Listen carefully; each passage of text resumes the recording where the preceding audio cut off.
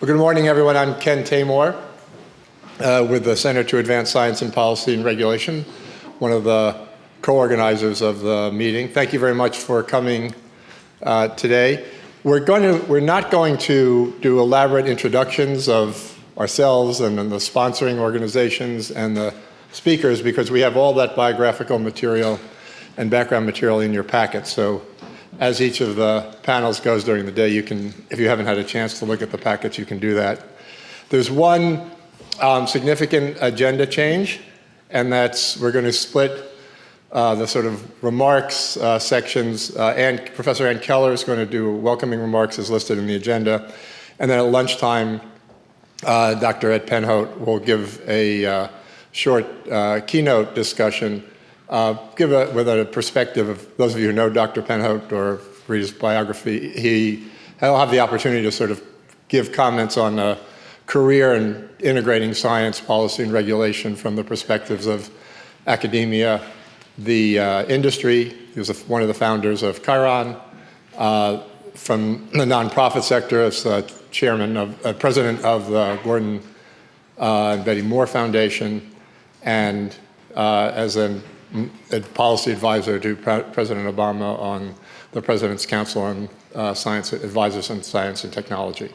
So that should be an interesting lunchtime talk. I just wanted to quickly run through a couple of thank yous for people who were instrumental in putting together this conference.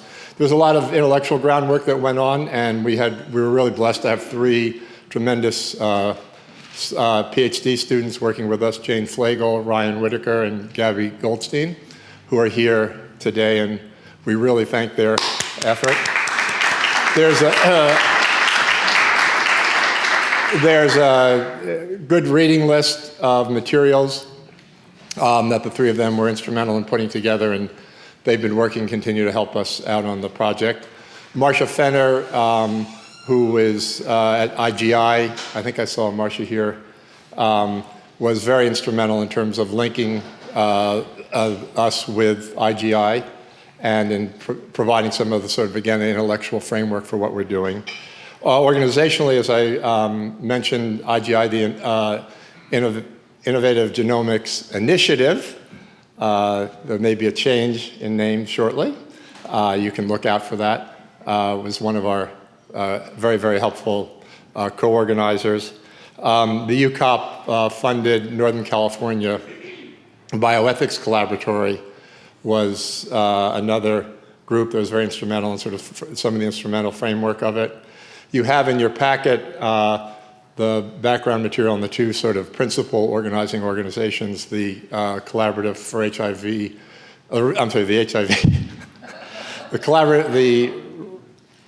the Forum for HIV Collaborative Research. We're in the process of changing our name. And I'm not even going to attempt to remember Custom's name, which is both located in the packet. And then last but not least, helping us today administratively, Nikki Shapiro and Angelica Gonzalez, who you probably met at some point in just making the logistics of the day work. Gretchen is going to talk a little bit just briefly about where we're going towards the end of the day and what your assignment is going to be. There's, no such thing as a free lunch. We're giving you breakfast and lunch. So we have a work assignment for you. And then Anne will do some things to sort of just help set the intellectual framework for today. Gretchen? So I'm Gretchen Gano. I'm the Associate Director of Research for the Center for Science, Technology, Medicine, and Society, a co-organizer of this workshop. And I'm just here simply to not put you to work, but to invite you to enroll you as fellow inquirers, and to say that at the end of the day today, in the fourth session, we're actually going to do some group discussion to think about what's been said today and to try to brainstorm new research agendas in this area. So I just want to let you know we're going there today, and that as you're sitting and thinking to yourself during the day today, you may wish to jot some notes down that you will bring with you into that active discussion in session 4. I'm looking forward to the day with you. Thank you, everyone, for being here. I'm Ann Keller. Just to start, I thought I would give you just the briefest overview of why I'm giving opening remarks. I'm a political scientist trained here at Berkeley, actually. And I always describe my research as, I think what drew me into political science, what drew me into academia was a fascination with the idea of using expertise in policymaking. So of course now I feel like a Sovietologist circa 1989. Just kidding. I'm waiting to see if there's going to be anything left to study after November 8th. My fingers crossed. But I spent a long time in my own research looking at, I initially started looking at acid rain and climate change and looked at the ways that scientists tried to introduce themselves into policy arguments in acid rain and climate change. I've more recently moved into studying lots of issues more directly in the healthcare sector. And I tend to look at issues where expertise is being enrolled in controversial issue areas, like firearms in the home, for example, or even things that seem like they should not necessarily be that controversial, comparative effectiveness research. So that's just a brief background to say that this is something that is near and dear to my heart, and so I just really want to welcome everyone for coming, for being here. I'm really excited to have this group of people focusing on this. So I wanted to start out with, I think one of the things that we're going to be doing here, we've got a lot of people who are thinking about kind of innovative science and technology. We're going to be addressing some of the innovations in the way that government regulates science and technology, so we're going to be spending a lot of time today looking forward. So of course, I'm going to have us look a little bit backwards. I wonder if anybody, probably with this audience, when I teach courses on regulation and what governments do, I tend to start out with some of these slides. I have a feeling this audience will be able to shout out the answer right away. What's wrong with this picture? Just shout it out.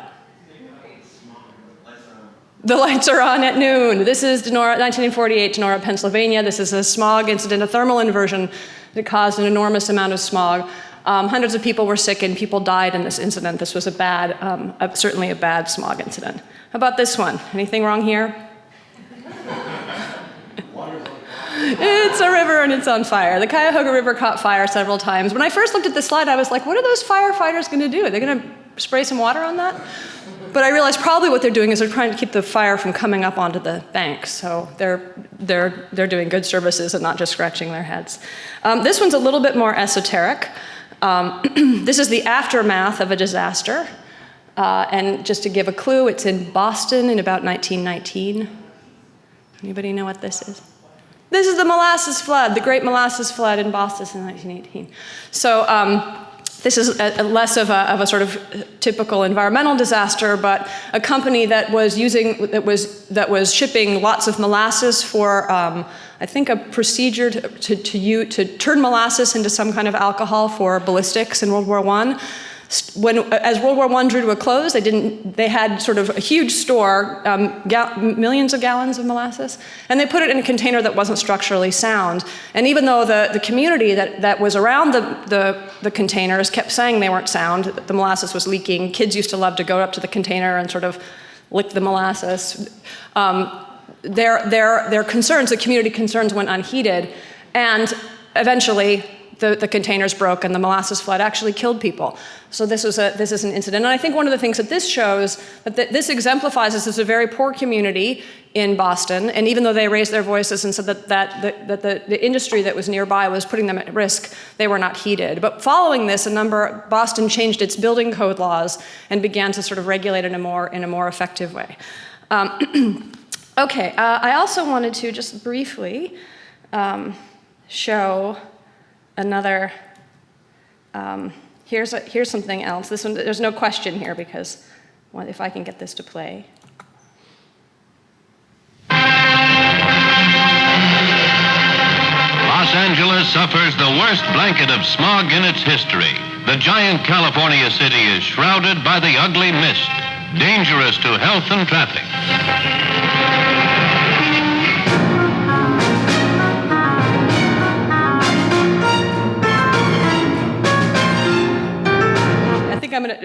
So this clearing California skies. This is sort of images of what smog events in Los Angeles looked like. And even though I wouldn't say Los Angeles' air is totally pollution-free now, certainly the extent of what was occurring after World War II is quite a bit different than it was before. So let's see, I wonder if I can go back to, I don't know if I can still blank this screen. So I think that I wanted to start a little bit with just thinking about automobiles. I think when we initially, society, thought about automobiles and automobiles' promise, and you think of a single car, a single driver, and a single road, the idea that we would have photochemical smog, that we'd have these kind of smog incidents, and cars weren't the only contributors, I think was a surprise. But one of the things that occurred, and I think if you look at the history of air regulation, particularly in California, you see a pretty straightforward story. When these incidents started to occur, if I let the video play on, you see images of people rubbing their eyes because the smog was stinging people's eyes. You see images of people ending up in hospitals with respiratory events. Researchers, particularly at Caltech, who were experiencing the smog firsthand, I think Professor of Bioorganic Chemistry, Ari Jan Hagen-Smit, I'm not sure if I'm pronouncing his name right, was one of the first people to put together a causal explanation of the photochemical smog. And very quickly, you see the Los Angeles County Health Department, in connection with the California state, work to create regulatory mechanisms to try to address the smog. And I think this story of sort of technological innovation, kind of massive adoption of the technology. Following World War II, there was a great increase in population in Los Angeles. There was also an economic boom, so we got a lot more cars in a very concentrated area. So this idea of adoption of technology on large scales, revealing surprising downsides, and then following that is sort of a scientific effort to explain what's going on, explain what's producing the risks or the costs that people are experiencing, and then a societal response. I think in this case, sort of led by public actors. I think the public health departments in the California government were very instrumental. And once these regulations start to take hold in California, you see the federal government start to follow suit. The federal government sort of lagged California's innovation. I should also say that video was put together by California Air Resources Board. I love showing that to my students who even though they may have come from Los Angeles, don't necessarily know what it looked like with that smog. I think in thinking about regulation, and this audience knows well, that not all negative externalities lend themselves to post hoc remediation, from lead in paint to climate change to our digitally mediated attention spans. We might long for ex-ante approaches to manage technological innovation. And I think both post hoc and ex-ante approaches to regulation bring challenges with them. With respect to toxins, for example, we still rely on animal assays where large doses of a single toxin are given to non-humans over short time horizons in order to extrapolate long-term effects of small doses to humans who are exposed to a myriad of other potential insults. The epistemological problem is even greater if we think about, for example, endocrine disruptors that may have bizarre dose-response relationships and even have multi-generational effects. I think scientific innovations are beginning to arrive that are giving us a glimpse of a next generation of regulatory science that might replace these the mechanisms that we started with, for example, in I think the 1970s. And so we'll be hearing from people today, I think, who are on the forefront of those. I think in terms of ex-ante approaches, we continue to struggle with imagining what are the costs and benefits that come with technologies. In thinking about the risks and how to manage them, in thinking about potential future risks, and especially what future risks when a technology is distributed at scale rather than just evaluated in isolation in a laboratory,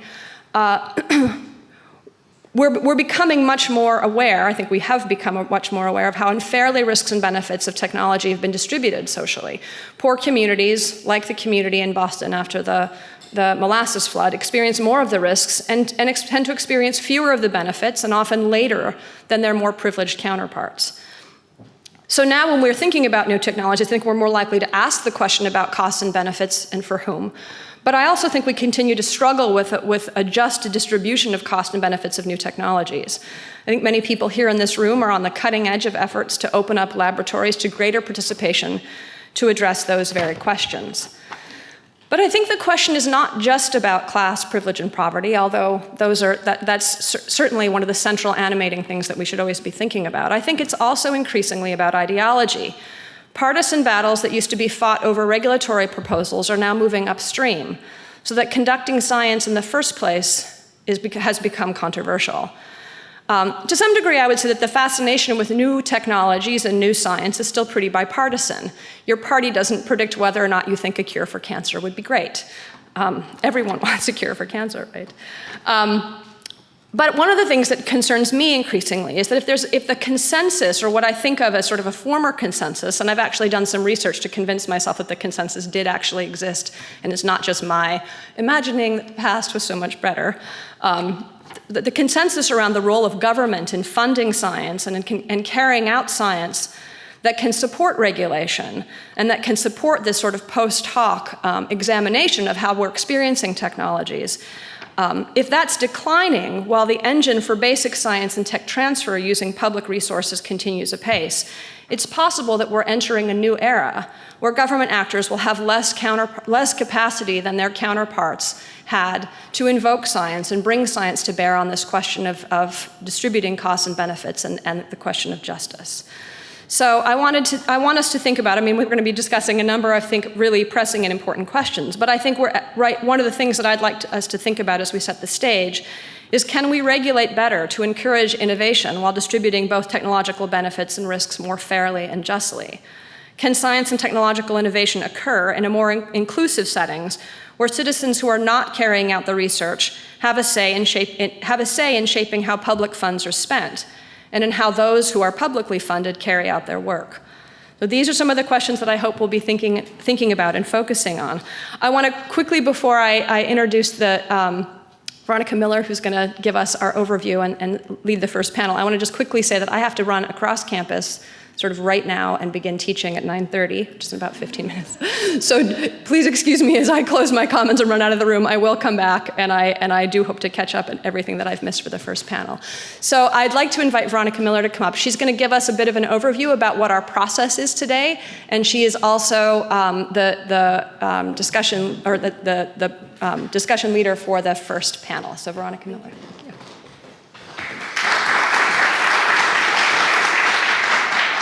Thank you, Anne. That was a really great introduction to this very multi-trans and interdisciplinary approach to regulation of everything, I guess. But that's really great. So it is my pleasure to moderate or lead the first panel. And while I'm speaking, I'd ask the panelists to come up.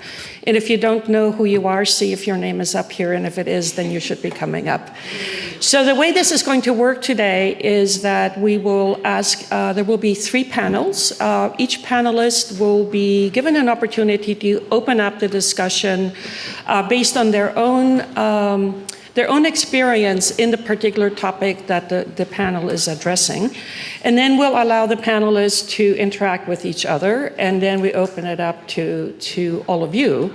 And of course, we want you to be as participating as possible. And I believe we have roaming mics that will be available if you have a question. So you just need to, if you want to participate in a discussion, you just need to raise your hand.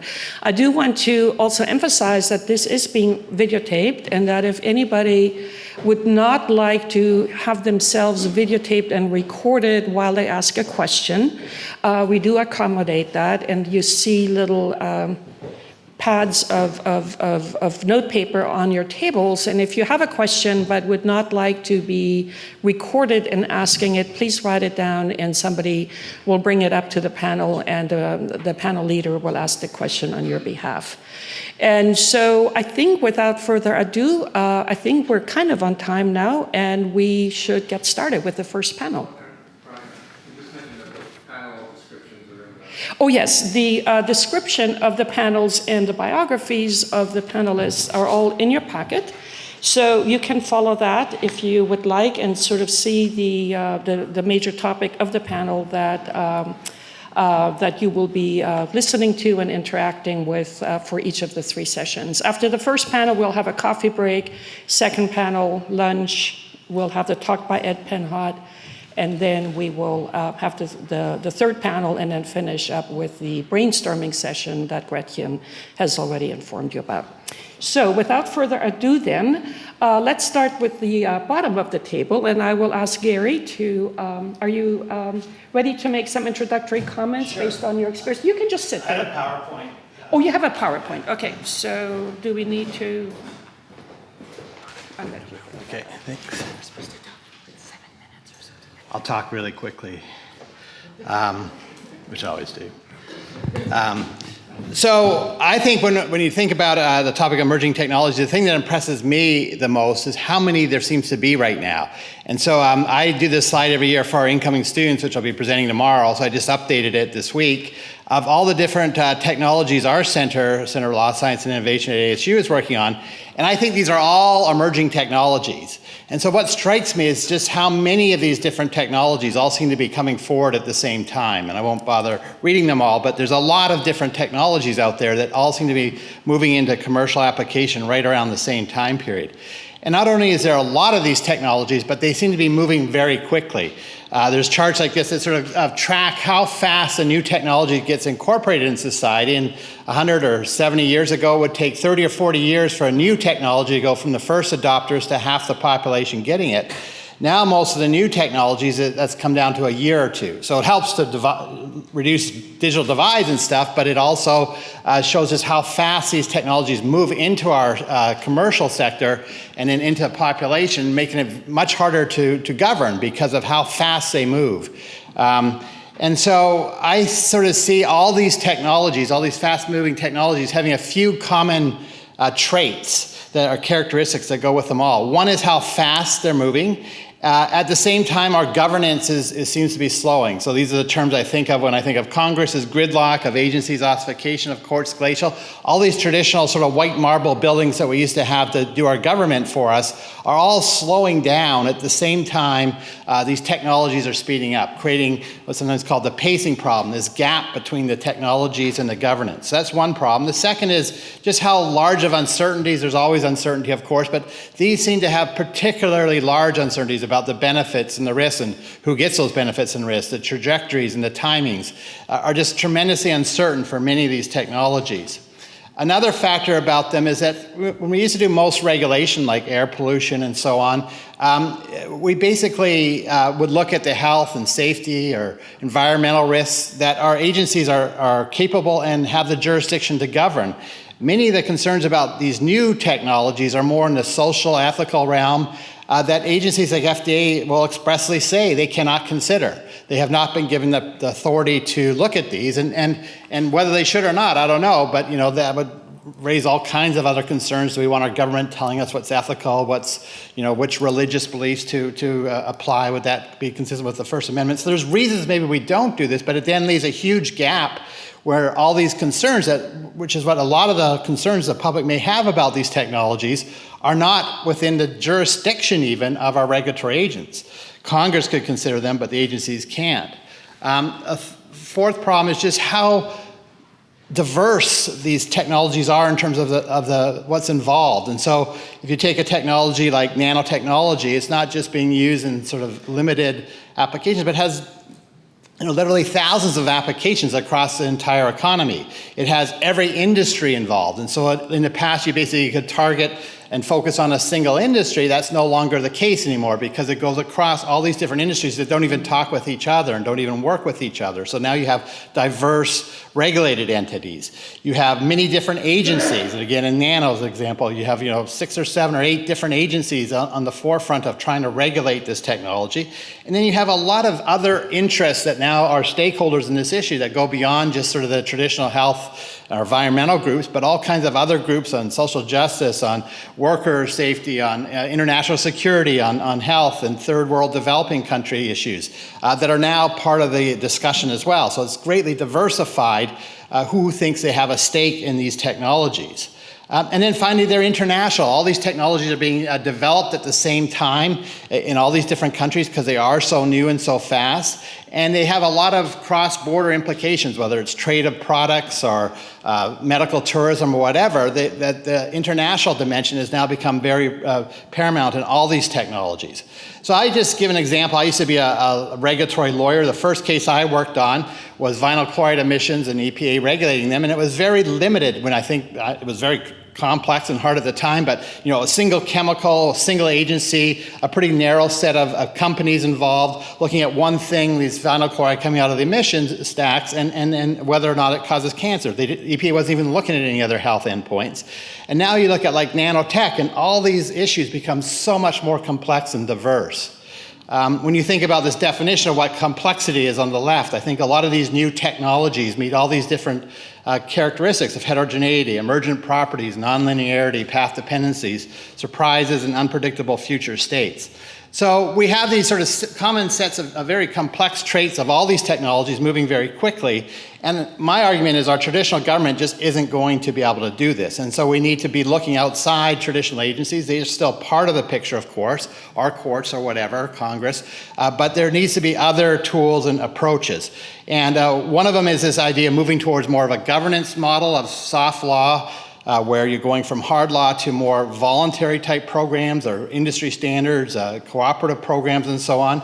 They have all kinds of limitations, but they're in some ways going to be essential in this area of governance, of broadening it from just government telling industry what to do to bringing in all these other stakeholders and organizations and interests to be part of the discussion. And so I and some colleagues have developed this model of how you can progress from starting with soft law and moving it gradually into hard law over time, and that may be the model we have to look at, recognizing that we will always have some soft law, that there will be constantly new generations of it as we get new generations of technologies. A second concept is this whole idea of anticipatory and adaptive management. A couple of my colleagues at ASU, Dave Gusson and Dan Sarowitz, have come up with this idea of real-time technology assessment, of basically trying to anticipate whether you can actually predict or not, but at least use scenarios then, if you can't predict, what might be some possible applications of these technologies, and to engage early on in the process with the researchers themselves, but with social scientists and public and other organizations to try to think through what these implications may be, and can we help to steer and direct the technology in more beneficial ways earlier on before it becomes commercialized. Another idea in this sort of realm is the idea of adaptive management, to be able to change as we go along, that these regulations get fixed and they're static. The whole way our legal system's set up favors this static approach rather than a more dynamic approach. And so a lot of people are now looking, the Craig and Rules article is looking at how can we try and make our legal system more adaptive, because right now agencies can't just change on the dime like they need to. All kinds of new models out there on transnational coordination, and there's a whole bunch of different ideas. And by the way, I'd be happy to make my slides available because I know I'm going very quick. But there's all kinds of different models of how different ways we can try and coordinate at an international level are there.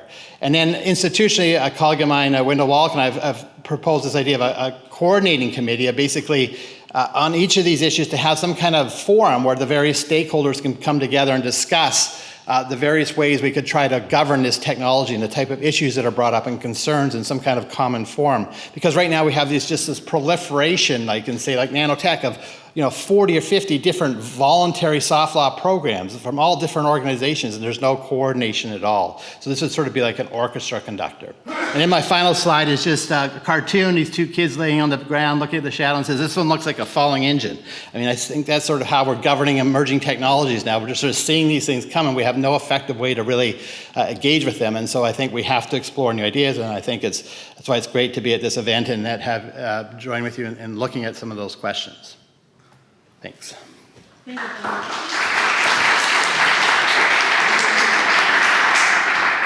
think you have set the stage very well for the subsequent discussion. Why don't we switch tacks a little bit and ask Jacob to make some comments, kind of switching back to the very specific application of a new biomedical technology, and then we will move along the panel.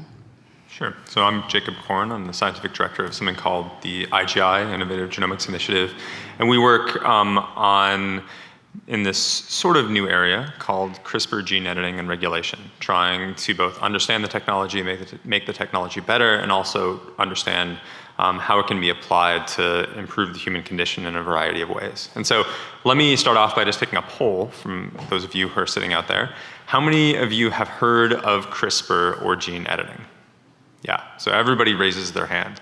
And so when you look around and you see that sea of raised hands, what might surprise you is if you ask a class of high school students the exact same question, it'll look the same. So in high school, people are not just learning about the technology. Sometimes we have interns come into the lab and they make gene editing reagents, okay? They don't deploy them, but they can make gene editing reagents. And that's the big deal about CRISPR, okay? Gene editing has been around since the 90s. There's in fact a company that's in phase 2 trials to try to make cures for HIV using gene editing. So gene editing has been around for a while. It's been through the regulatory process, but in the past it's been slow to iterate. And so it's been a relatively slow process, much like the rest of biomedical drug discovery. The difference in CRISPR is sort of like the difference between vacuum tubes and transistors in terms of being able to turn things into products and put things together. But imagine if you could make transistors in any well-equipped lab, right? Not just some sort of silicon foundry, but just any lab in the world could make transistors and make computers. Okay, that's what CRISPR does for gene editing. So last time I checked, just to give you a sense of the scale of that, there are about 7 papers a day published on CRISPR. The technology was first developed in 2012. So 4 years, and we've gone in 4 years from 0 to 7 papers a day. Okay? And that's because it's this huge democratization of gene editing. There's all this pent-up desire, using it to ask basic biological questions where people didn't have the tools before. And now this brings us into sort of how it might be applied in my own personal interest, which is medical application. Because like I said, gene editing has been in the clinic before, but it's been slow to operate. Okay? The reason why there's pent-up need there is that there are databases of mutations that can lead to human diseases. There are about 4,000 different mutations that have been discovered so far, and we've tackled almost none of them. And even more than that, a lot of these diseases are caused by a single gene, but there are multiple mutations that can cause those diseases. Okay? And so now we finally have a tool that can keep pace with our ability to find these mutations, advances in sequencing, and potentially, theoretically at least, a way to tackle those diseases. But I think that raises a lot of questions about how do you regulate safety of these technologies. Obviously, being able to cure something in a lab and in a dish is very exciting, but we need to establish safety for patients. And it's very difficult to do that for some of these diseases because some of these genetic diseases are extremely rare. There might be 10 to 50 people in the entire world that have this disease. Okay? And so we have a tool that we can iterate very rapidly to theoretically address some of these diseases, but it's going to be a challenge to take, to move from large patient populations to small patient populations. So at the moment, what people are thinking about for genetic diseases are things like sickle cell disease, for example. There are about 100,000 people in the US, millions of people in Africa with sickle cell disease.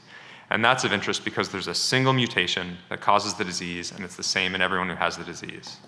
But there are other diseases, for example, severe combined immunodeficiency, also a disease of the blood. There are literally thousands of different mutations that all have the exact same phenotypic outcome. And so how do we, how do we go from a situation where in the lab we can find all these reagents and discover all these ways to theoretically cure these diseases? How do we safely move from there into some regime in which we might be able to make a difference in these people's lives? So I think that's the challenge that I see ahead of us, is really how do we take something that has been extremely exciting from basic research, discovery, and promise for translation capacity and turn it into something that can really affect people's lives and make a difference for disease. Thank you, Jacob. Again, very well laid out for the future discussion. And now we'll jump to Bruce, who will talk a little bit about his experience in the field of cell imaging and other aspects of his work. Great, thank you. Thanks to the organizers for having me and sort of giving me the opportunity to think about things I normally don't or try not to think about. So I'm a basic researcher at the Molecular Foundry, which is a nanoscience institute up the hill at Berkeley Lab, and our goal in my lab and our institute is to push forward the boundaries of nanotechnology and also to host users, so academics or industrial people or startups, to come and work with us and tap our expertise or instrumentation. So regulation sort of sits in the background, I think. As sort of the prompts, I think, that the organizers sent out to the panelists to give us some questions to think about, really helpful for me. And there were two things that jumped out at me. One was the idea of emergent technologies. And so I saw several areas of what I do. So my lab is particularly interested in making nanoparticles with interesting new optical properties for imaging living systems, and in particular, we want to image brain activity. So there were 3 or 4 things in the first speaker's slide that jumped out at me as emergent. Certainly, I guess a lot of nanotechnology is brand new. That's what we strive to do. Some is 500 years old. If you go to Europe and look at stained glass windows, or you can go into a health food store in Berkeley and find some folk remedies involving silver nanoparticles. So the question of what is emergent becomes kind of a complex question for us. But ultimately, I think our goal is, like, everything we do has to be brand new, has to be an improvement over the past, and we're really interested in basic research. So what might actually make it out to market, what actually might wind up, say, some of the nanoparticles we've made, for example, wind up in TVs. So it becomes sort of a complex question about what is emergent and what isn't. And that sort of speaks to one of the, I think, big difficulties of regulation is what we're trying to do in basic research is really, improve the technology. But the vast majority of the things we try to synthesize or make, or ideas we have, don't work. And so the idea of then sort of carrying out some sort of characterization about how safe something is, which is an extraordinarily long and difficult and expensive process, as somebody mentioned, is often unkind to animals. You can't simply test everything where you have an idea and something looks promising. And so necessarily the information that you need for regulation is going to lag by many years, actually, behind what is emerging from our labs. And people certainly have some sense of, we can make these nanoparticles called quantum dots that have cadmium in them. Cadmium is toxic, and it's certainly run afoul of regulators. But the data that has come out about these nanocrystals, about toxicity, has been all over the map. And we think we understand why that is. A lot of it has to do with sort of how you make them. But it is sort of an incredibly complex problem. And so from the point of view of us, we try to stay away from things we know straight away will be toxic, but occasionally, in terms of pushing forward the technology, that's impossible. I was just at a conference in Germany, and there was this wonderful class of new materials called perovskites that people think are very promising for solar cells. And so this is an important area for generating electricity from sunlight. And they're based on lead-based materials, and there's this sort of angst among the research community, like, we know we have to get lead out of these materials, and we've been trying for many years to do that, but everything we've tried has not been as efficient solar materials as with lead. So I guess that's one thing, is, like, for me as a basic researcher, the idea of safety and regulation sort of is something that will come later if our ideas are successful.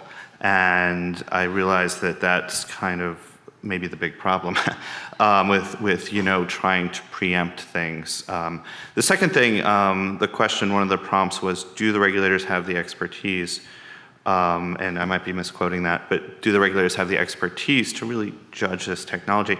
And I would sort of expand that to say, I really don't think any of us do.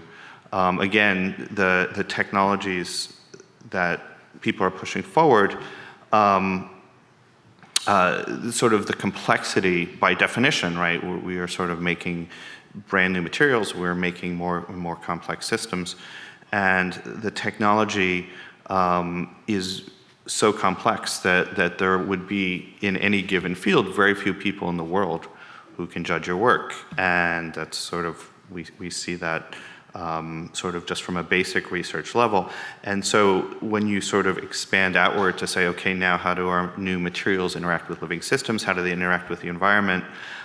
These become incredibly complex questions. And so somebody mentioned, I think one of the opening statements, that people are developing new methods and technologies for being able to speed up this process, and I'd love to hear about those actually. But as a basic researcher, this tends to sort of take a back seat to, can we actually improve our technologies and make them work? Partly that's, as I mentioned, simply we don't know what will work when we start, and we are spending all of our effort trying to get it to work. And part of that is we simply don't have the resources to do the sorts of studies which are very long and expensive, and again, tend to involve, at this stage anyway, animals that are, there's not funding for them, we don't have the funding for them, we don't have the expertise for them. So I'm very interested to hear as the day goes on what people have to say about, this idea of being able to develop better methods and whatnot for anticipating problems that might spring from new technologies. And I'll leave it at that. Great, thank you very much, Bruce. And now we will go to Jane, who will talk about the overarching environment and how that affects everything. I get everything? Yes. Okay. It's either easier or harder to talk about everything. I'm not sure which. So I'm going to talk about climate engineering or geoengineering. I also have been doing a lot of work on hydraulic fracturing recently, and I'm happy to comment on that. But in that case, I think it's a completely different kind of problem. But the climate engineering problem, I mean, how many people in the room have heard about the bathtub effect in climate or the persistence of carbon dioxide in the air? Yeah, yay, this is a record audience. Okay. I usually only get 3 hands. So basically, the carbon dioxide that we've put into the atmosphere persists for 1,000 years. So, we're not going, this is unlike any other environmental pollution problem we've ever faced, where when you stop polluting, the problem kind of goes away, it dissipates. In this case, the problem just doesn't get worse when you stop emitting. And one of my friends calls it the dirty little secret of the IPCC, the International Panel on Climate Change, which is the scientific body that assesses all the information on climate change, that if you actually look in detail at what they've predicted now, there is no way to achieve 2-degree limit on climate change, which is the internationally accepted standard. There are problems with this, but nevertheless, it's based on model predictions, et cetera. But there's no way to achieve it without an active intervention in the climate. And that is true for 2 degrees, and my goodness, it's true for 1.5.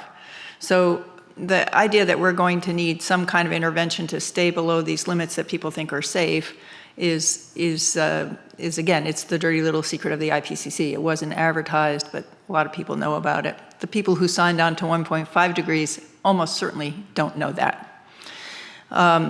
And that, I think, is the setting for a lot of scientists beginning to say, we know this, we know there's going to have to be some intervention, we have all these great ideas. We could just put sulfur in the stratosphere, or we could destroy certain kinds of clouds that would that prevent radiation from escaping the Earth, or we could throw salt into the atmosphere and make clouds more reflective. And they have all these incredible ideas about what we could do, essentially, to rescue the climate when it becomes extremely difficult to adapt.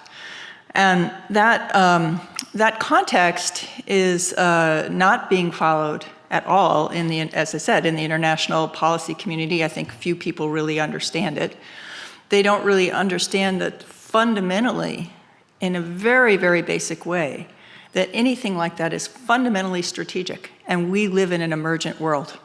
And that strategic aspect of deciding that we strategically need to manage the climate of the Earth is something that is completely foreign. Even the fundamental 2-degree agreement and the Paris Agreement is fundamentally an emergent agreement. Everybody goes out and does what they can on the problem, but there's no overall strategy. There's no reason to believe that any of these agreements will link up.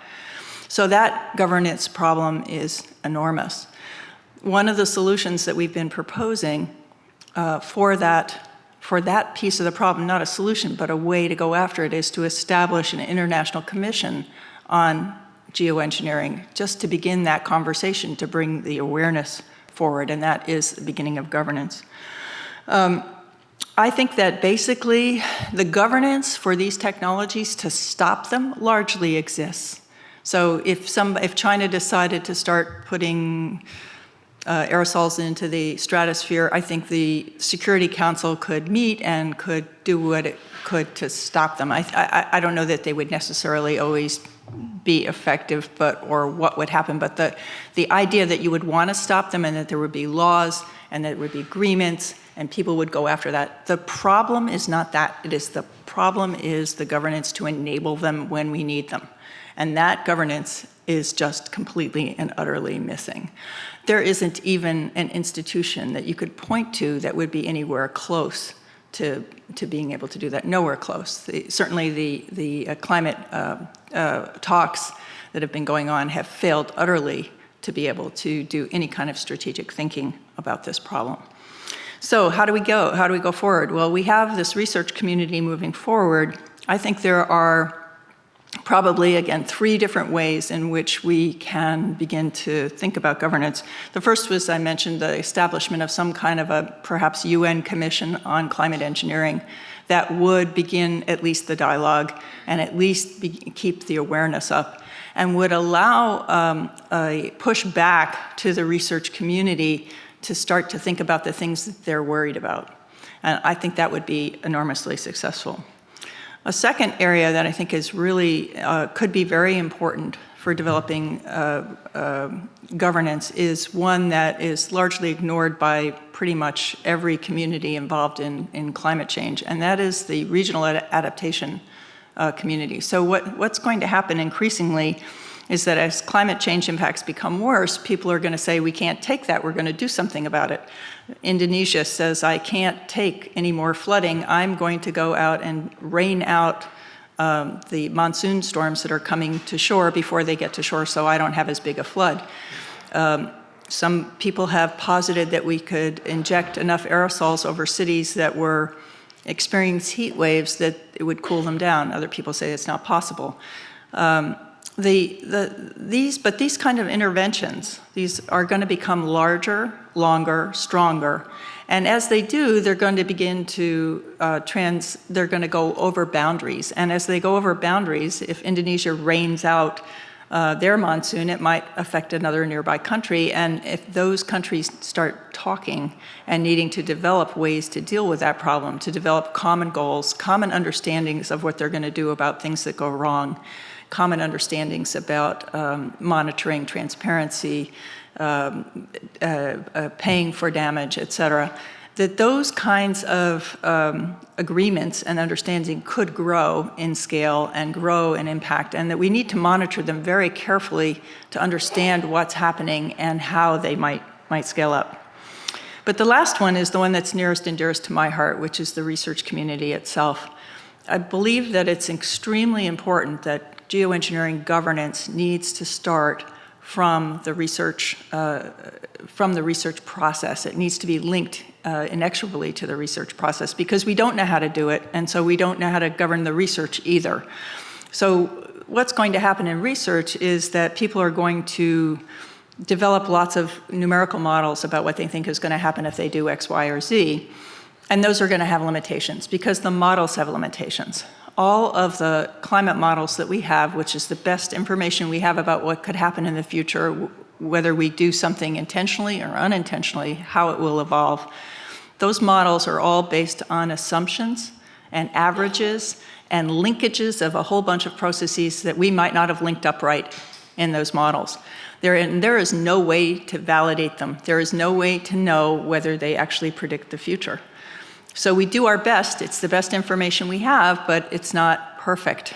So what we need to do in a lot of these predictions is make them better, and in a lot of cases this has to do with going out into the atmosphere or over the ocean and doing a test that tests some process that's incredibly important. Like, for example, you might go to Moss Landing and spray salt into the fog layer and see if it becomes more reflective or it absorbs more radiation as a way to test salt spray as cloud brightening as a way of moderating temperature.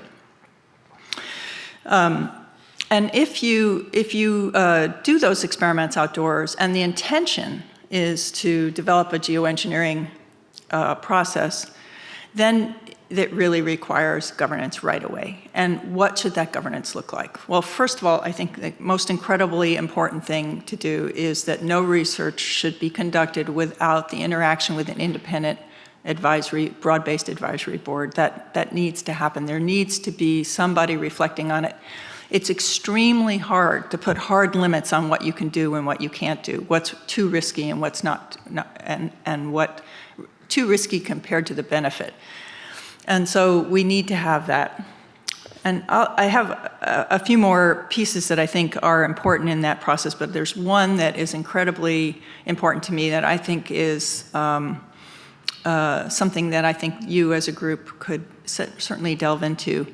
We have lost completely in this country the ability to do mission-driven research, in my view. We don't do it anymore. It is emergent, just like everything else, it is emergent research. It's individuals, curiosity-driven. We don't coordinate it. We don't say, here's what we have to achieve, and here are the pieces that have to get done, and assign those and hold people accountable for them. We don't do it anymore. When we did do it, we made a mess. We created a huge environmental insult, for example, in the nuclear weapons program, as a result of doing that kind of research in a very slapdash and unresponsible way. And so I think right now we face not only the problem of climate, but many other problems where strategic and mission-driven research is incredibly important, but we haven't really figured out how to do it right. And I think we need to sit down and look through the history of what's been done and why those mission-driven research programs have failed and how they have failed, particularly in transparency, which is the point I want to bring up and emphasize. I think the scientific community in their research program for this has got to be in the public interest and the public benefit, and therefore transparency and how you learn to talk about it, how you explain what you know, why you know it, what you're trying to achieve, how good your data is, how important new information would be, what you expect to get out of it, and when you actually try to get that new information, did you get what you thought you were going to get? All of those kinds of things are incredibly difficult for scientists to do. We are not trained to do it. We are trained to do the opposite. We are trained to figure out what we're interested in and then figure out how to obfuscate that so that the program manager who has the money will give you the money. And I trained people to do it, so I know that. I think that the ability to actually engage with the public on these issues is going to require retraining the scientific community to be able to be responsive to societal interests and concerns in a way that we just simply haven't done. So I'll stop there, and I'm happy to engage on any of those. Thank you. Thank you so much. That was great comments to finish setting the stage for this initial discussion. Great. So we've heard first from Gary about the explosion of new technologies and that technologies really don't have borders. And it occurred to me that we always talk about pathogens not having borders and pollutants. Maybe we can use the P word for pathogens, pollutants, et cetera, don't know borders either. Yet our governance structures are very nation-based, locally based, et cetera. So that certainly is an issue that we have to deal with. And then from Jacob, we heard about this incredible fast pace of technology, biotechnology, that in his case really applies in the health field, but it has many other applications as well, where we go from 0 papers to 7 papers a day within 4 years, and who has the capacity to really anticipate what the consequences of some of this is and the challenges of regulating that. And then from Bruce, again, what we heard is that, the question, do regulators have the expertise? And this conundrum sort of working on new technologies, but not knowing what will work, and yet you have to find the resources to go down a certain path, but that path may have risks that you don't know about at the beginning. And so how do you put together a system that helps sort of catch the risk and helps mitigate the risk? And then Jane put together a very convincing picture about the problems we're in because of the way we have been working until now, especially the last part you talked about, the mission-driven research. But we know about some of the risks, but we have not acted when we should have, and now we're sort of in this mess and trying to figure out how to work. But again, it goes across all jurisdictions. It's not nation-based, and so some of the thoughts I had were sort of this whole kind of continuum between borders versus local regulation. And by local, I mean state, regional, as well as federal or European, or large organizations such as UNAIDS commissions. And the effectiveness of each of those, maybe we could think about maybe the more local ones may be more effective than the larger ones like UNAIDS. And then the other continuum is the sort of the industry academia. And it occurs to me that it's not only the regulatory agencies that aren't catching up.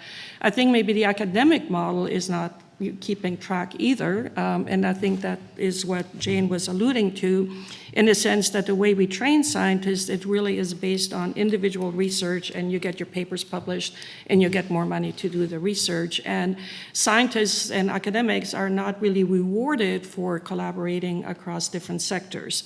But industry isn't either, and I think we're seeing a shift in how biotech and pharma and other companies work, models of sort of creating non-competitive spaces within a competitive environment, where the data then really, I mean, we have talked about sharing big data, et cetera, and clinical trial data being available for analysis, but where has that really taken us so far? We've had a lot of talk about that, but the issue, I mean, how we define industry, IP, patent laws, et cetera, and then how that then relates to academic work, and I think we need maybe a kind of shift in all of that, as well as in regulatory expertise. And the other thought I had as I was hearing everyone talk here is, in terms of justice, again, the impact on disparities with all of this. Who are the ones that benefit from these technologies? Who are the ones whose lives are made worse because of the impact on the environment, on climate, and the impact of or the potential benefit of interventions that only some people will experience. So now let's start with sort of cross-panel discussion, and if any of you have some questions to start with, do so. If not, I have one that we can start with. So Jacob, when you heard Gary talk about sort of soft law moving into hard law, how do you think that might apply to what you're doing? That's a tough one. I mean, I think that it sort of gets to the point that you made about inability to predict what's going to happen. So I think that at least the field that I'm in, and I think several of the other fields that Gary put up on his slide, my field is moving so fast that it's tough for me as someone who's even neck deep in the literature to anticipate what's going to happen next week and what's going to come out next week. And that makes it tough because, of course, by nature, regulation, soft law, et cetera, it's a reactive process. You see what's happened previously and you think, well, we're gonna make something that responds to that. And if you had done that even 2 years ago, you'd be responding to something that's completely obsolete now and no one uses. So some of the systems are evolving so quickly that we're just in this explosive exponential growth phase. So it's tough. I think that in the research community, we've had some efforts to try to self-regulate. We've brought together panels. IGI hosted a summit in Napa a while ago on bioethics, trying to bring together researchers to recreate sort of an Asilomar recombinant DNA type field to understand where is this technology going and what does this mean, and that eventually led to a National Academy of Sciences meeting. So I think that there are certainly efforts in the research community, and we've been asked several questions at the IGI. We've met with government agencies sometimes about issues of security and how can this technology be used for X and used for Y. And I have whenever I give sort of general audience talks, I have slides on, what are the 3 timescales of gene editing. And I talk about them short, medium, and long. And importantly, I never put dates to what short, medium, and long is, because I think that people will be very surprised what short, medium, and long actually means. And the long one actually usually just ends with a giant question mark, because it's just totally, it's not really even relevant to try to predict what's going to happen in the future, right? You can take the technologies that we have right now, and you could say, given the current regulatory framework, how long will it take for the technology we have right now to go through this process that we already have and end up in the clinic? But the technology that's invented, in the next 12 hours, will that even be applicable to that? It's very tough to say. So I think that that's one of the challenges that we certainly have. Doesn't mean that's an impossible thing, because certainly the technologies that we have, we can take through that regulatory process that exists. And I think that the current regulatory framework is, at least for biomedical, quite amenable to some of the genetic diseases, for example, that we're talking about. Large populations, penetrant. And so that's great. That's no problem, and we can feel comfortable about that. But what do we do about some of these other things is something that I certainly stay awake thinking about. So if Ed Penhot had been here this morning, he probably would have said, and I say this because he says it to me every time I talk with him, is that when it comes to health technologies, we're pretty good. We're pretty well set up. The FDA knows what they're doing. But it's these other areas that lack the sort of the rigor of the science to inform them. And of course, when you're experimenting with how to totally change the rainfall and the climate in a region, that's a little bit different than, one person who has a certain cancer, et cetera.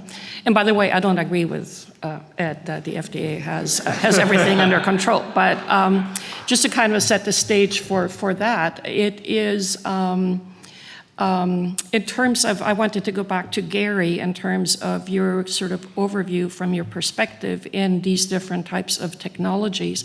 Do you see any opportunities for the other fields to learn from how health technologies and health products are being regulated in terms of how to set up the scientific infrastructure to better and when I say regulate, I mean really, I guess more in the sense of what Jane was talking about, really sort of, and what you were talking about, again, not just enforcing, but really be proactive about improving the health of the public as well as ensuring their safety.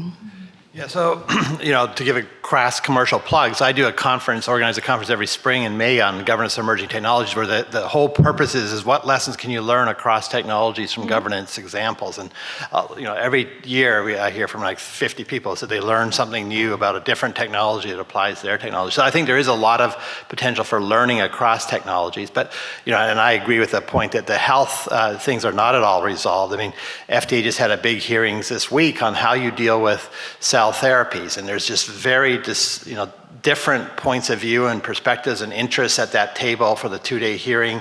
And I could have a lot of sympathy with different arguments that you hear. You listen to the different presenters who are saying completely different things about how to govern, and they both have a lot of merit. And so how FDA is going to deal with that, I don't know, but it's a real dilemma where you have this sort of new technology that doesn't fit within their existing models, and how do you ensure it's safe without basically killing people by denying some treatments that will save lives while preventing other ones that are complete shams that are killing people because they're shams, and they're stuck between those two things with the existing regulation. Going back to Jacob's point, I mean, I think he touched exactly right of sort of this challenge of this rapidly moving technology of how you govern it. And so one thing that isn't going to work is putting in place new statutes or new treaties. That just takes too long. We tried to have a treaty on human reproductive cloning, which almost everyone agrees we shouldn't do, but we couldn't even get a treaty on that. And so, on something like CRISPR, I'm on the National Academy of Science Committee looking at that right now. We had a hearing in France with all these different countries from Asia and Europe, and they're all over the map on what they want and what they agree to. And so there's just no potential there for any international consensus or treaties. But I think what is promising is to look at some of the professional societies and what they're doing. They may not be able to have any kind of enforceable requirements, but they can have a tremendous influence among the research community. And so the International Stem Cell Organization, they have these guidelines. And basically, if scientists don't follow those guidelines, they're sort of ostracized from the scientific community. And you could see scientists from China and from European countries and stuff, they all care what their colleagues in those organizations think of them. And so they want to adhere to those. And then the journals, another way to enforce those, will not publish articles unless they comply with those scientific society guidelines. And so that's another mechanism of enforcement that's very novel. So I think we have to be very experimental in trying to figure out new tools, given that the old ways of writing statutes and treaties just isn't going to work. Okay, great. And in health products and coming from my experience with the forum, the patient voice actually is quite strong, and the FDA has actually made it a much more central part in the FDASIA 2012 Act. And there have been cases where the patient community where the FDA has said this is too risky, and then the patient community goes in and says, well, actually we want it and we're willing to accept the risk. And for example, in HIV cure research, that's one of those examples. But Jane, when you're going to go and do an experiment, who are your quote-unquote patients, the people that live in the community where you're going to throw some salt up at the clouds? Well, I think the important thing is to start at a level where the risk is so low that it's negligible, so that you can learn how to talk about it and how to think about it.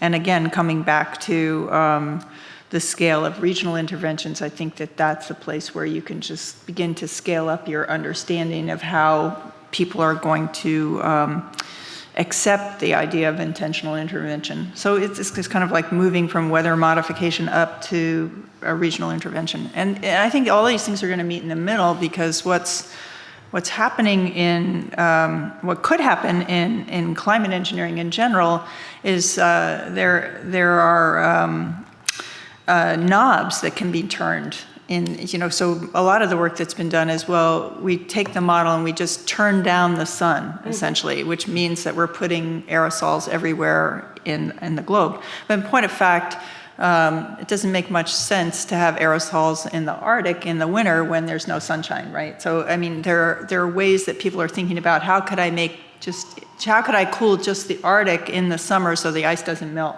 And so there are going to be a lot of little regional kind of knobs, or how could I use some sea surface temperature modification to steer a monsoon because we're having a drought? And those things will begin, those kinds of interventions, I think, will grow in scale, and they'll kind of meet in the middle, because the people who are thinking about global intervention are also thinking about how they can develop these knobs, and those knobs turn out to be similar to the things that regional people will want to do to try to solve their own little regional problem. And so I think it's possible to work all these ends against the middle.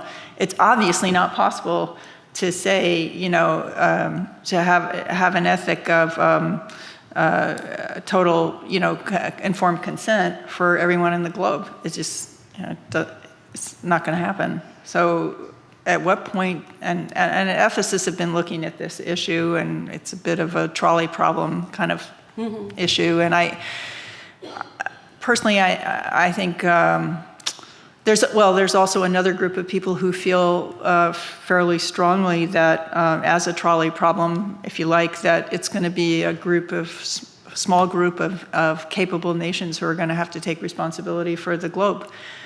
I don't know what the answers to those things are, but I do think it's a little bit like your lead problem, right? I mean, if in fact this lead makes a solar cell that's really more effective, and therefore we can use more solar energy, and therefore we can avoid climate change, and that's a global good, then how much regional potential problem, and can that regional potential contamination problem be controlled in some way? And I think those kinds of strategic analyses, I keep wanting to use this word, they're just very hard to find a place to do them. And that's So we need a hard. home for like Yeah. some umbrella organization that Yeah, starts a to. venue for the dialogue, yeah. Which is, I think, what University of Arizona State has, you've attempted to do in a lot of ways, to create a venue for a dialogue. And here possibly, too. Yeah. No, that's right. So, and then Bruce, you talked more about sort of the perspective from the lab and sort of being a little bit more removed from sort of what happens downstream. But as you're listening to this, are you thinking, what are your thoughts about sort of engaging the public and engaging the media, which is probably not what you're doing so much now, but what role do you think you would have in your lab and within your research program to start educating them? Yeah, so LBL, we're a Department of Energy funded lab. It's a little bit different, say, than down here on campus. There are sort of these larger projects, and there's also sort of a sense that there's maybe more public scrutiny, there's more political scrutiny, and so there does have to be more outreach. And so we are actually constantly being, nudged to be engaging. Having a platform to do that is probably the challenge. The other challenge, of course, is the public and sort of engaging at a level of scientific discourse that the general public has already had exposure to. I mean, when you're dealing with brand new technologies, and so this came up actually when you asked about CRISPR, my guess is probably the number of hands going up will depend on whether you're in a college town or not, or whether you're talking to a group of academics. And there's sort of been some dispiriting things that have happened in terms of just solar power and what. So it would be great, I have to say. I think many of us want to be out there engaging the public. I think we either enjoy doing it or everybody loves talking about their work. The questions of dangers and things like that, I think, in some ways that falls a little bit outside of my field. And so, my engagement with the public would tend to have to be more in line with the sort of basic research I'm doing.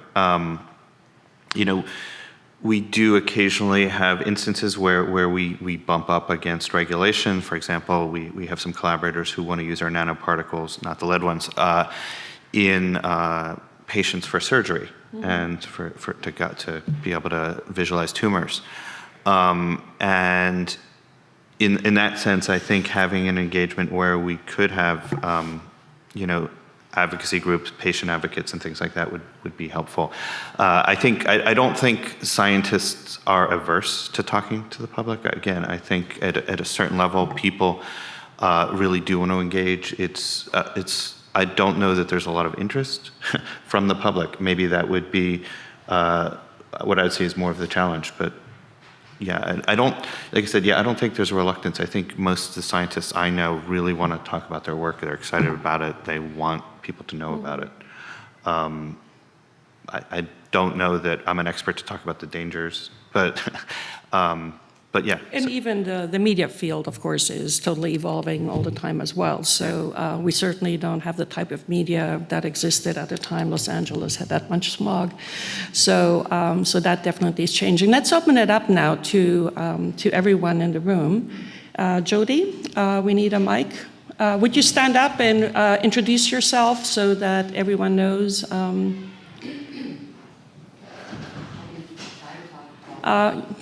Yeah, why don't you go ahead and talk loudly and we'll, there's a mic, yeah. I know everybody else has questions too. Okay, Jody Halpern, Professor of Bioethics, UC Berkeley. This is a fabulous panel. This has just been fabulous. And what I want to do, I'm, among other things, I'm a philosopher, I PhD in philosophy, so I can't help but ask this normative thing. I basically, it sounds like the problems overall are those sort of hard problems where, and you're all aware of this and have said it beautifully, where no one has the knowledge of really how to proceed. It isn't, so I just want to separate out the normative from the descriptive here, because I think it'll be helpful for everything we do going forward. So being very pedantic maybe, but descriptive problems are all of what we think of as science, so including social sciences, basic science of every type, which is basically, what is the world like? How are things? And that includes political science. How should we proceed? Could you get committees to do this? How would you get the public to engage? How would you get an honest media? Everything that people usually talk about is, at Berkeley, et cetera, is in the realm of description, facts about the world. But normative theory is about how things ought to be. It's the question, how should things be? What do we want? What are we trying to create? And as Veronica so well put it, when it comes to something very medical, there's a very simple normative answer, which is the well-being of the patient. But when these problems that you've all brought up, without there being an obvious, easy answer to what the normative goal is, which I don't think a great scientist is any better equipped than a member of the public to answer, when we have no direction on those fundamental normative, Jane was pointing this out, questions. And I would just suggest that what else, you brought up the trolley problem, but I think what is going on here is a fundamental conflict between utilitarianism and other sorts of ethical theories which emphasize freedom and innovation. And so, if we had a czar of the world who could just do a risk-benefit analysis where justice is one of the factors, is a good, well-distributed outcome, we'd have all the answers here for all of this. I mean, how to do it would be political science. That would be a descriptive problem. But we know normatively, we want the Earth to last as long as possible. We want climate to be as little change as possible. We want people to live the longest healthy lives without suffering. I mean, they're easy normative problems. If we had a czar deciding, they would tell, and they would, among other things, say, no more CRISPR, only nanoscience, or no more nanoscience, because the environment is so much of a bigger factor than the small number of patients that will benefit in the subgroups of acquired immunodeficiency. Because from a utilitarian standpoint, only some science should be pursued right now, because it's much more important to save more people. So the real problem is that we are in conflict between a utilitarian view and what you could think of as a deontological view, or some people would think of it as libertarian, others would be Kantians, but whatever you are, you believe that we don't have a top-down cost-benefit view of the good. We have a view of human innovation, and everyone have a right to have their own life choices or autonomy. And that, most of all, we obviously believe applies to scientists. So we let scientists do what they're interested in. Curiosity-driven, which is why, as Jane said, we haven't really been very comfortable with mission-driven. I mean, we also have the failure of that with the war on cancer and everything. There's been a lot of failures, or nuclear, where these mission-driven things were done very poorly, whereas discovery that's more curiosity-driven has often led to the best things. But if we were fundamentally all utilitarian, no more you do what you're interested in, and we decide which science even to pursue in the first place. So it seems like what we really need is a fundamental decision about who is science for, what does it owe, do we want a world that is top-down in risk-benefit, where one of the benefits is justice, or do we want to keep treating science like art, where people do what they're interested in and some great things happen and human lives are enriched to some degree or they're not? That's such a great comment. Can I respond? Please. Yeah. So that's so well said. I think that the issue is probably neither one, right? Or some of both. I mean, or something new. I mean, the problem is that tension between, having it driven from the top down and having it emerge from the bottom up. That neither one of them achieve. Neither one of them are optimal. I mean, if it's top-down, people, one mistake is a huge mistake. If it's bottom-up, then you never get where, if you don't know where you're going, you might never get there. And, the problem is, what kind of crisis are you in, really? Where are you in the crisis scale, and to what extent do you need to start to bring in more strategic, more thinking about I think in general people feel much more comfortable with the bottom up because it's just a lot of little mistakes don't add up, and sometimes somebody breaks through and you get CRISPR, you get something really exciting. That seems we're comfortable with that, but the fact of the matter is that it's also led to adding up a problem which is now going to be extremely, extremely difficult to solve. Everybody drove here in their car, most likely, and you rode your bike, I know it.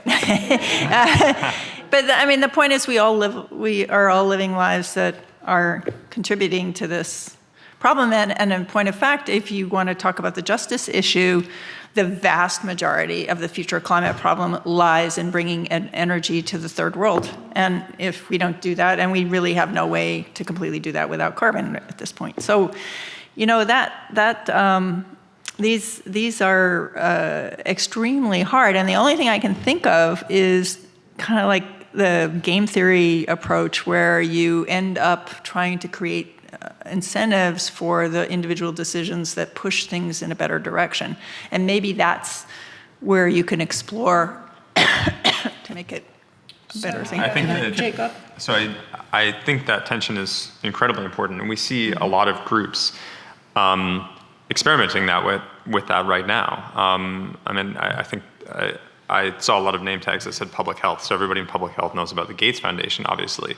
And there's a lot of research that would not have been done without Gates suddenly saying, this is a priority for us, and we'll give you a huge amount of money if you work on this.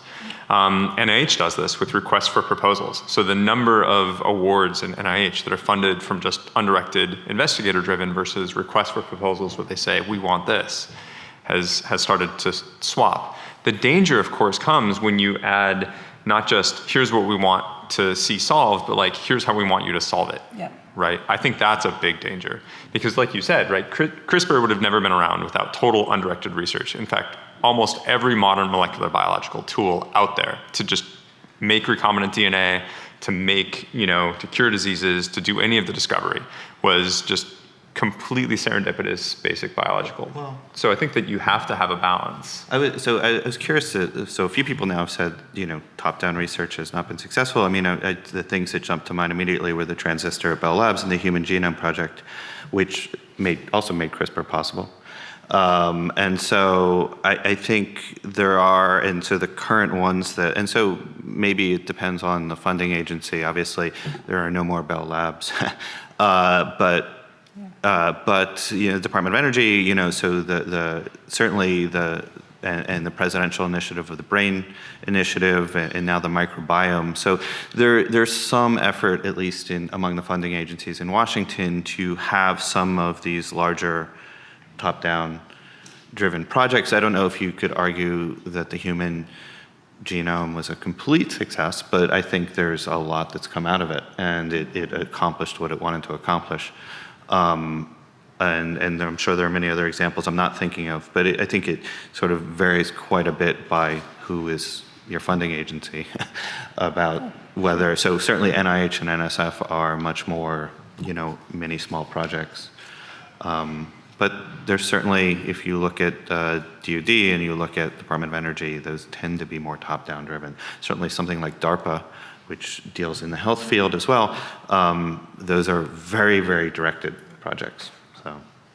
So the point about Bell Labs, I think, is a really interesting one because most major corporations used to have these centralized scientific laboratories where the scientists would work for other scientists, report to scientists, chief scientists. They had allowed some of their time for blue sky projects and so on. And in the 1990s, there's a fundamental shift in corporate America to move those central labs now to the business unit. So all the scientists got assigned to business units. They reported to a businessman or an engineer rather than to other scientists. And one thing I know is that they actually absolutely hated it.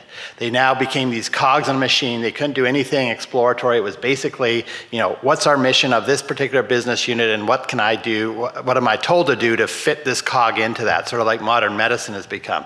And so certainly in terms of the human spirit, it was a huge step back. Whether it's become more effective for those corporations or not, I haven't seen any empirical analysis, but it'd be really fascinating to see that. Those people left. Yeah.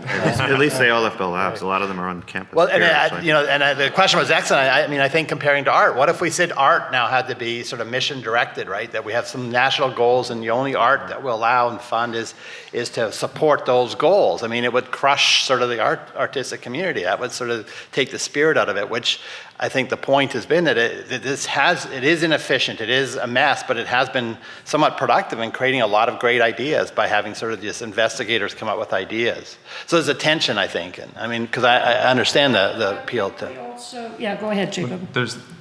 Well, I was going to come back to something else that Jody said, so if you want to riff on this. Well, yeah, I was just thinking about, I mean, we have different types of science. We have the science that's the innovative and maybe in other fields that hasn't worked as well as in, in biology. But, then we have Zika and Ebola, and certainly then we need a very mission-driven approach.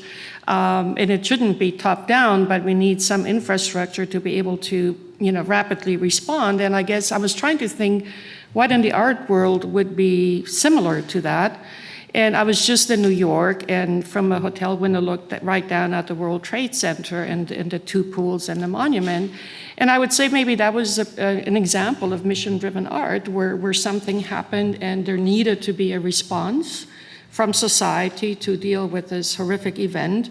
And artists were commissioned to create something that, it was what they created, but it was something in response to, it was sort of would you call it a mission-driven piece of art? So I think we can sort of use both, as we proceed. But anyway, go ahead. Well, and then we do have another question back there, but go ahead first, and then we'll go to the next question. So something else that Jody brought up I thought was really interesting. The idea of, there are certain things that we can all agree on are good goals, health, things like that. I think there's actually this really interesting dichotomy that comes up. Obviously, we have very conflicting goals. We're human. We, get torn in multiple directions. And a great example of this that's near and dear to my heart is golden rice. So for those that don't know, golden rice is genetically engineered rice. The idea is if you're in certain parts of the world, you're lacking in vitamins and you get really terrible diseases. And so someone invented a type of rice that you just have to eat rice. Like, that's it. And you don't get these diseases anymore. And now there's this huge backlash against it because it's GMO, and how dare we feed people this GMO material? And, there hasn't, I don't know if it's really been engaged with in the right way, right? Like, these people that are suffering the diseases, do they really care if it's GMO, right? Like, they're going blind in some cases, right? Do they care how they get these types of interventions? So I think that, on the one hand, there can be these, you can just say, yes, we want everybody to be healthy. But then we also want people to not eat certain things. We also want people to have this. And sometimes they clash. And I don't know the answer to how to solve that thing, but we have to recognize that we can have these goals that seem on first principles totally unassailable, and then they slam into each other. Mm-hmm. Great. Let's have a question over here. If you would introduce, and I know we had another one back there as well, but we'll go with you first. Please introduce yourself. Hi. My name is Lee. I am a very recent graduate of the PhD program at UC Berkeley in molecular and cell biology, and I actually did half of my thesis on CRISPR work, so I'm very familiar with this. And I actually wanted to build on what was just being discussed, and you may have already answered some of my question, but at least from my observation, it seems like this mission-driven science is actually much better understood by the public because there's a public good and there's a tangible goal that makes sense to people. But things like basic research is, at least in my experience, has seemed to completely miss the mark with the public most of the time. And so one example is, Sarah Palin's comment about studying flies and how ridiculous this is. And if you're a scientist in molecular and cell biology like I am, you know actually how incredibly important those years of studying flies has been to our understanding of basically everything about cell biology. So there's the mission-driven science, which we've been talking about, that I believe is very important as a public good. But then there's the things that actually build up that mission-driven science that allow it to exist. And Jacob already mentioned, CRISPR would not exist if it weren't for basic science. So somebody cared enough to look at this weird little patch of a genome in this prokaryote that nobody cares about, and if that hadn't been funded, we wouldn't have this whole new mission-driven section of this type of science. So how do you balance that at the regulatory level? And I know you've kind of already addressed some of this, but do you have any recommendations? Because it seems almost like government is moving more towards mission-driven science because it sits better with the public than basic science. And there's there's no unlimited funds for science. And if there were, that would be great. We could do everything, but we can't. So how do you parse that? How do you balance something that really needs to be addressed, like climate change, and we really need a mission and coordinated approach to address this, with something that is much less obviously good, but may in the long run lead to something that we can use? Okay. So just toss out, the example that comes to mind is somebody who's sort of a background in biochemistry, and this sort of came up when you said Ebola. That research is going on now, maybe not as a top-down, because it's not really funded very well, but the same thing that led to HIV treatments, and that is people 30, 40 years ago growing crystals of proteins that are not particularly useful, lysozyme, and solving their structures, and from then on, after many years, developing the way to ultimately what led to protease inhibitors and all the other drugs, and also is now leading to Ebola-based drugs. So I think, the problem you present is sort of like when you go home and you visit your family over Thanksgiving and they ask you what you're doing and then they say why.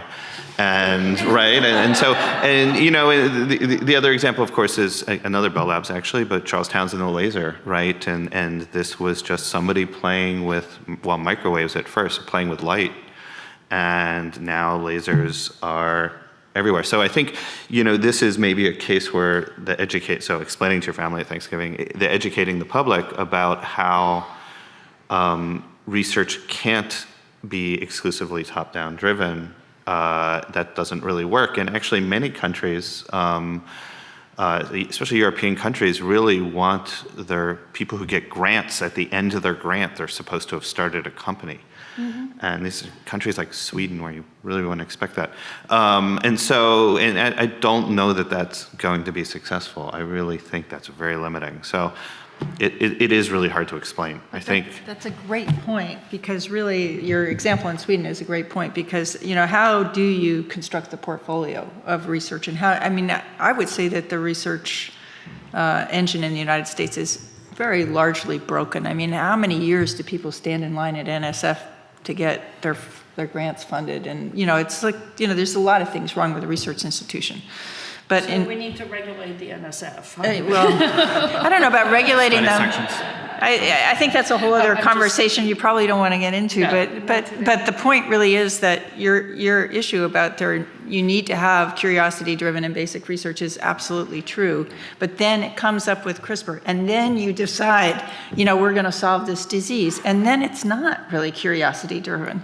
And so what my point was about geoengineering is that we've got these guys that are out there doing curiosity-driven ideas, but if ever you want to have society be able to make a coherent and wise decision about whether to use them or to decide, frankly, we're never going to use it, whatever that choice is, that has to become mission-driven and strategic research. Somebody has to say, I care about what happens in Ghana for this technology, and we're going to have a study on what happens in Ghana.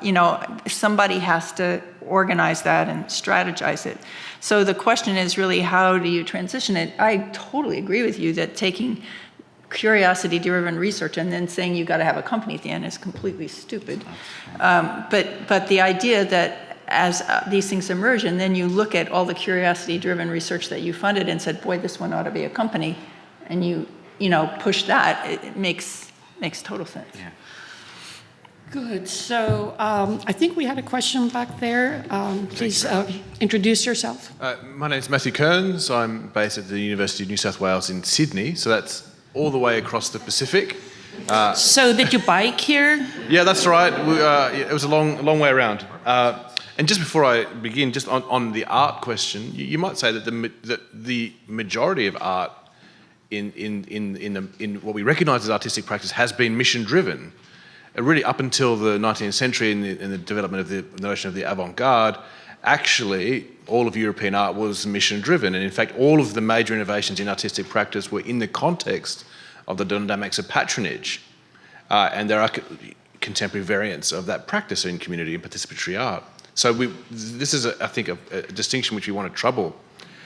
But I think the question I've got two questions. One is we've heard a lot about the idea that technology proceeds almost autonomously.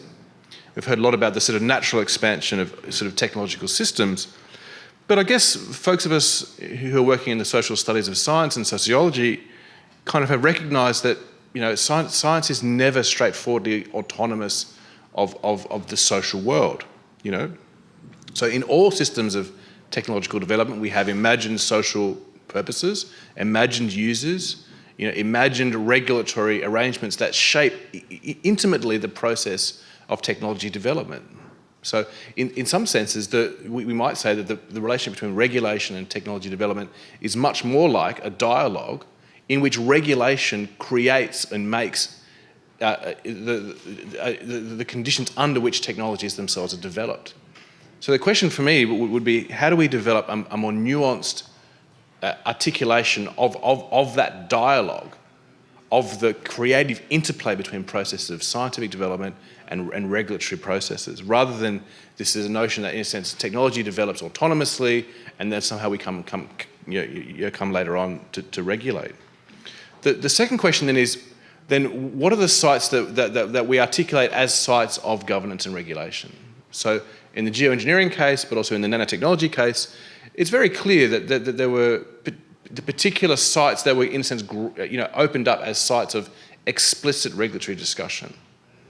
So in geoengineering, it's very clear that there's a distinction between, you know, SRM and CDR, and there's a sort of argument that says, well, SRM is more risky, therefore we need more kind of regulatory thinking in that space rather than the CDR space. That seems to be a kind of interesting argument. In nanotechnology, it seems very similar, that there were advocates of nanotechnology early on making arguments about the need to regulate this new area of technology as somehow different from, say, medical research. Seems to be something kind of interesting about that kind of argument, that there are certain spaces opened up as sites for explicit conversations around governance, but that there are other sites which are, in a sense, made more obscure by that argument. Thank you very much. So I think two things I would say is that so as scientists, obviously we're people living in the world, right? And while we may not exactly be starving artists, we are constantly running out of money. We're constantly in search of funds. And so I think that sort of brings up two things. Number one, since we live in the world and we're just people, right? We obviously react to the environment around us. And we react to, you know, we read news stories about Zika and we're like, oh, that's really interesting. You know, so I think that that's also with, you know, new innovations or new ways that things get regulated, we react to that as scientists, just because we're people, right? Science, I don't know if I would say that it develops just in this vacuum, right? It comes out of people's heads, and it's of course driven by our own interests and what we want to do. And the constant drive for money means that, of course, one of those interests is we want to be able to pay the salaries of people in our lab and keep our lab going. And so that's a strong driver for some of this stuff. So I think that's one of the ways in which some of these foundations that I mentioned earlier kind of guide where things go, certainly. But it also is not just, you know, there's the pure curiosity-driven stuff, but you just can't ignore the fact that people get interested in things because they interact with popular media and you know, scientific media and regulation, right? When if they hear that like suddenly this new technology is going to be regulated in a different way, scientists may say like, oh, I previously thought this would just like dead end and no one would ever pick it up, but maybe if someone starts looking into this more, maybe there's a path for it and more people might get interested in it. So I agree with your point that things can go back and forth.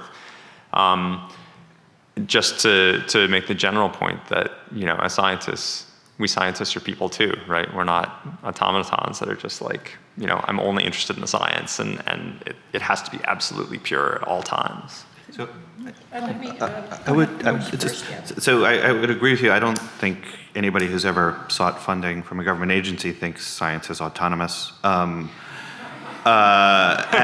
so clearly there are political decisions on what will be. I mean, we can't do any work unless we have funding. We can't buy reagents, we can't pay our graduate students or our postdocs. So clearly there's been a political decision about what should be funded. And then within those funding agencies, there are more don't know if you want to call them political decisions or regulatory decisions, but decisions about what is important.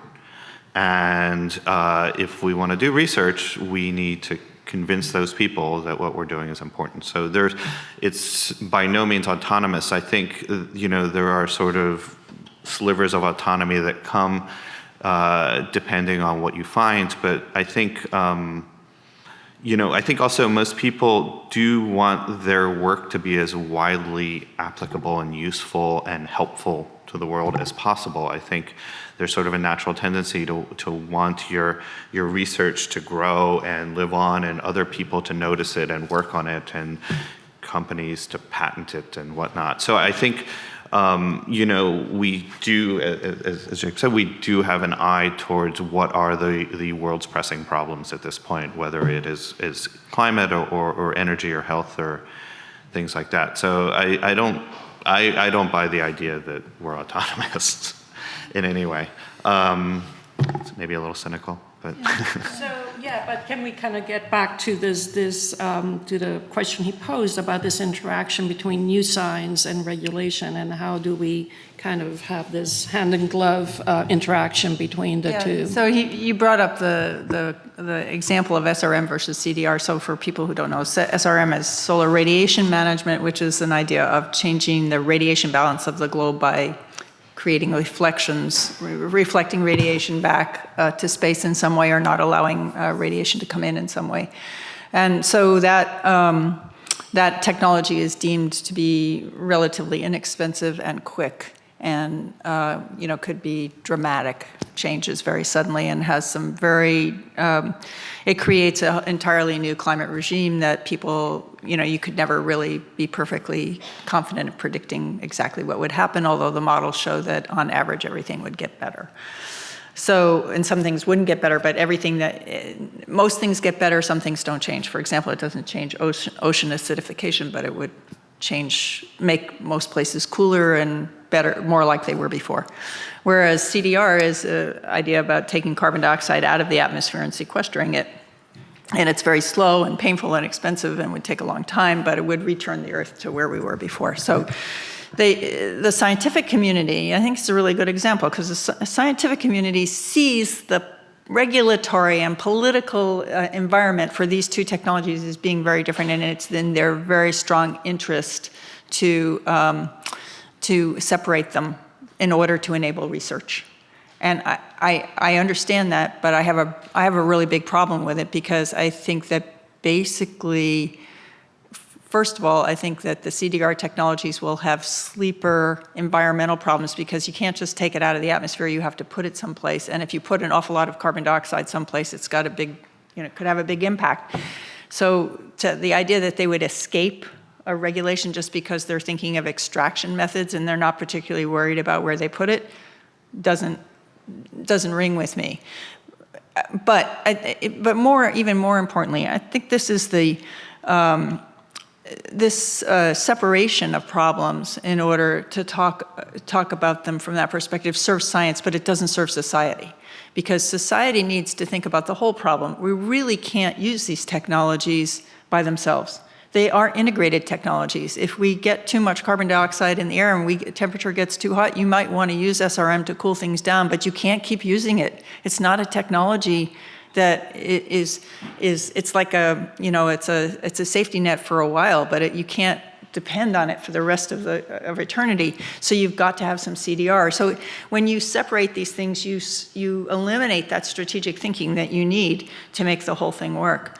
And so again, we sort of go back to this need for a comprehensive mechanism. So, and I would say there is no place for that dialogue. That's the scientists talking. You were trying to make the point that that's how the dialogue is going forward with society, and I would say it's exactly the opposite. It's the scientists talking to themselves. And I think that also you need to keep in mind it's more than one thing. It's not society and science. You've got politics, you've got science, you've got the public, and you've got the advocacy world. And the advocacy world interacts with this thing in a way that just is mind-boggling, because they're into this thing called distraction.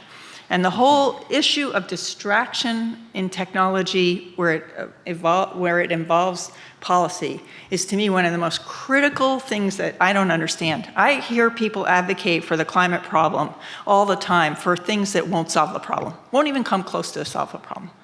So again, I think bringing everybody to the same table and listening to the same science and sort of having an ongoing mechanism to facilitate these discussions. Just to be clear, I mean, people say we couldn't talk about adaptation because it would distract people from mitigation. They can't talk about geoengineering because it would distract people from adaptation and mitigation. I mean, we need to get away from these very single issue kinds of advocacy. I'm anti-distraction.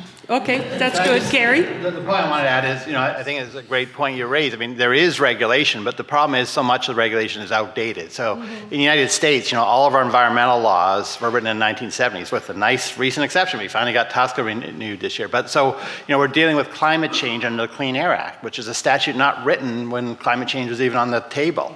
And we're having to sort of try and force this big issue into these old statute that doesn't fit. We're regulating things under the medical, under the 1938 Food and Drug Act. We're regulating internet privacy under a law that was written in 1986 before the internet existed. So we're dealing with all these obsolete old laws. We're not able to update them for various political and other reasons, and maybe we don't want to put them into statutes. And so most of those bubbles on my chart are not regulated by any kind of specific regulation in the United States, and they're basically raising all these issues, and there's no one to deal with them right now. And when you go and talk to regulatory agencies, they just don't have the ability. They don't have the budgets, they don't have the expertise, and so they're looking outside their agencies for help right now. I mean, we convened a meeting on all the different nanotech agencies, and they all said, don't count on us for the next 10 years. We are not going to be able to regulate this technology. We don't have the definitions, we don't have the test methods, all the things we legally need to regulate, we don't have. And so don't count on us. You need to look somewhere outside the federal government right now for the next 10 years. What is that going to be? There's nothing else there, right? Wow. So we have one more question, and then we will break for coffee. Chris. So my name is Chris Leptek, and I'm with the FDA. So we are, in fact, on the government side asking many of the questions that the panel has. Just as a comment, there was some question, at least on my part, and even folks internally, given the breadth of a topic from climate to medicine to et cetera, how esoteric was this going to be and how relevant? And certainly it was amazing to hear amongst the different presentations how central the questions for each group are and how relevant they are.